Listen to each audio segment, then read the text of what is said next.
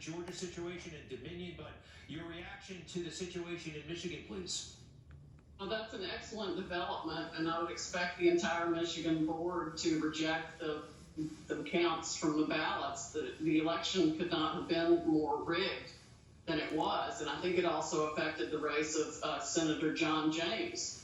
The same patterns fall there. We're still doing statistical analysis of that race, but the math just doesn't add up for anything, and we know Dominion has a long history of rigging elections. That's what it was created to do to begin with. We've introduced the affidavit of a person who worked with Maduro, a high-ranking military officer who saw it all happen and explained how it worked.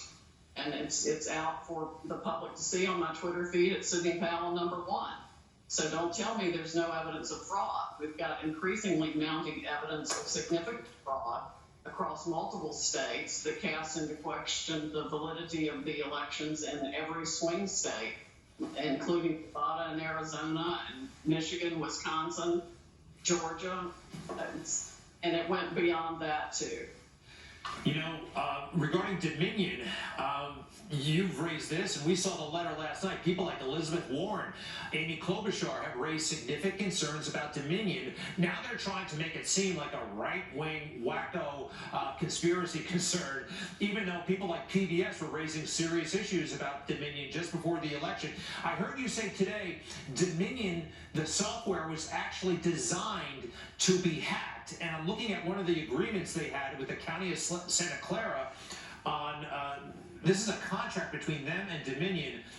Item 226 allows staff to adjust tally based on review of scanned ballot images. Look, you're the lawyer, I'm no tech expert, but that sounds very, very funky to me. And worse than that, it had a back door so it could be manipulated by anyone who could access it through that back door. And that was a deliberate feature.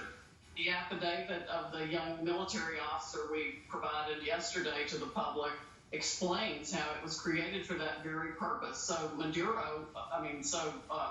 Hugo Chavez would never lose another election. And he did not after that software was created. He won every single election, and then they exported it to Argentina and other countries in South America, and then they brought it here. And it's a foreign company no matter how you look at it. So they've already violated the president's order against foreign interference in our elections. Our votes were actually eventually counted in Barcelona, Spain, or Frankfurt, Germany on foreign servers. It's absolutely stunning. And what's really stunning is the effort that is being mounted against getting the truth out on this. But you have to realize that every tech company, every media company, every social media company, scads of globalist corporations have been doing business in countries with these dictators that have been installed through this rigged election system for decades. The corruption is actually worldwide. It is going to upset a countless number of elections across this country and around the world. All right. But we need to do that to get rid of the corruption. It does make a lot of sense now how Joe Biden campaigned, i.e. not campaigning. Their team seemed to know something. If this is true about Dominion, and I suspect it is. By the way, okay, so we have these concerns. You've got your whistleblower. Who do you bring this to? But what happens next? What body do you have to implore to take action?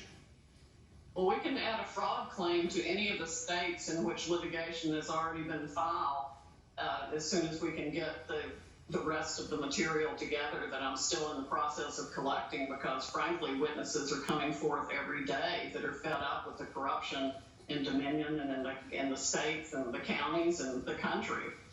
So we're intaking information at an amazing level of people who want to stop this and are absolutely fed up with it. You mentioned we can up the evidence from the own mouths of the guy who founded the company. I haven't even had a chance to get that out to the public yet, but they admit, the founder of the company admits he can change 1 million votes, no problem at all. The founder of Dominion admitted a long time ago, recently to you. Tell us more, please. Publicly. I will tweet out the video later and I'll tag you in it. Please do. At Greg Kelly USA, if you don't mind.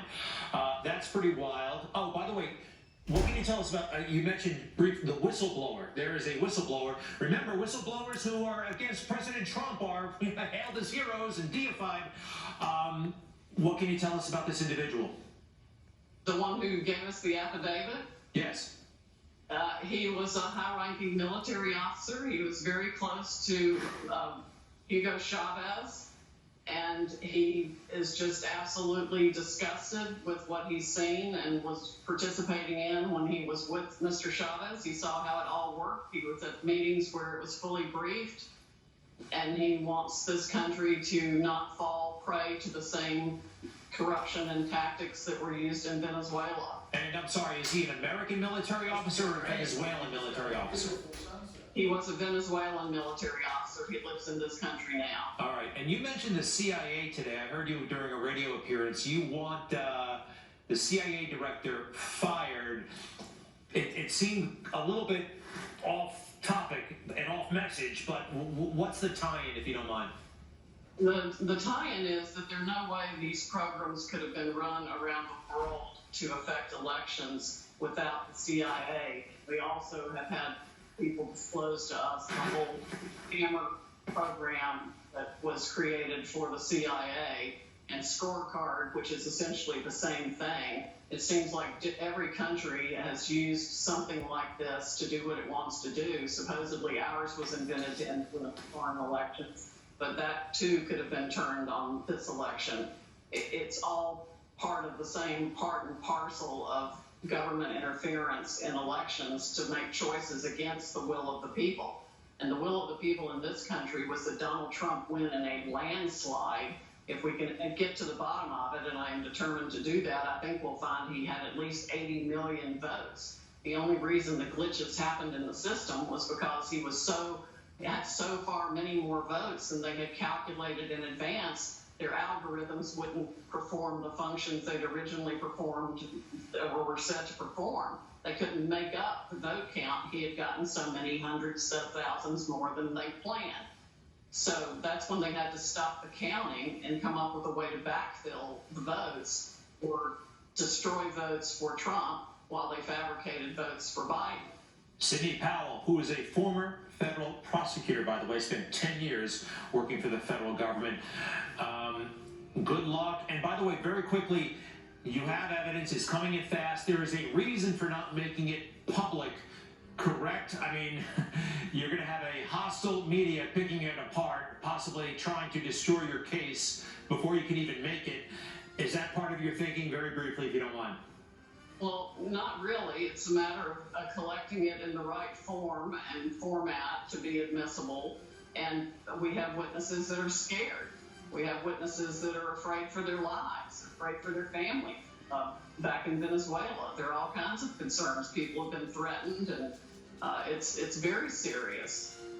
We're talking about trillions of dollars of worldwide wealth here that was all corrupt.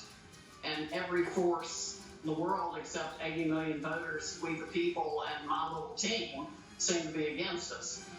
Well, millions are praying for you and with you. And find her on Twitter. Least we can do. Sidney Powell 1 at Sidney Powell 1, the numeral 1. We appreciate it so much. Good luck and please stay safe. Thank you, Greg. You too. All right, take care now. Good stuff. Kimberly Guilfoyle.